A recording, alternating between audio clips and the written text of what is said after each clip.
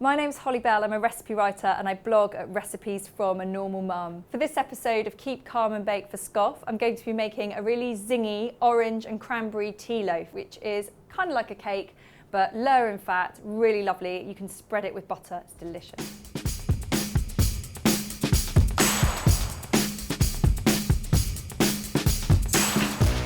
This is probably the easiest recipe in the world. It's chuck it all in and mix it up. The hardest thing we have to do is prepare the oranges, and this is what's going to give that really zingy taste. You've got to get the zest off, but be careful, because what you don't want to do is go down to the pith, because the pith is a bit bitter. I've got quite a lot of the zest off there. One last go. And I've got my plain flour in this bowl here. So what I'm going to do is just transfer this straight in. If you give that a little mix, it will actually help the zest from not all clumping together when you mix it up.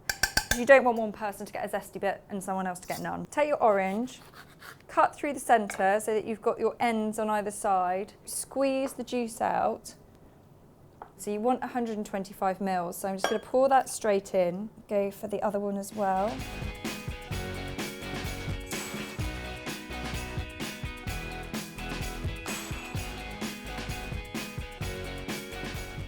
Okay, so let's just check that we've got, okay, so that's exactly right. So that's 2 large oranges, make 125 mils of juice. And then add into your flour and zest here, we've got a teaspoon of cinnamon, and then bicarbonate of soda, and I've got baking powder, just a small amount of salt, just a pinch, and I've got some caster sugar as well.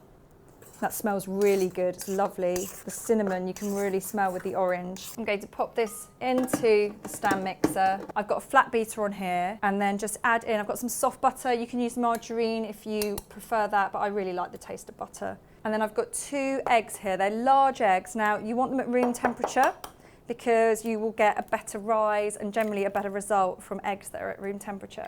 And last but not least, your orange juice. Start off quite slowly and then work your way up. You don't want to overbeat it.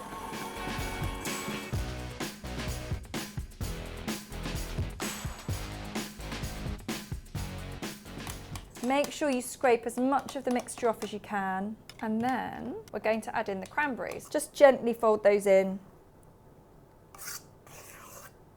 Now, just take your loaf tin. I've greased it and lined it with non-stick grease-proof paper. Really important to use that stuff, not the brown stuff that is just baking parchment, because that stuff sticks, okay?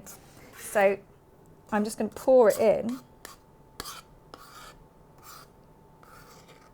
There we go. So then just roughly smooth it down. It is going to peak in the middle because it's got 2 types of raising agent in it, so you will get that lovely peak along the top. So that's all poured into the tin, really nicely levelled. It's going to go into the oven now for between 20 and 25 minutes until it's really nice and golden brown, well risen, and it'll probably have a crack in the centre.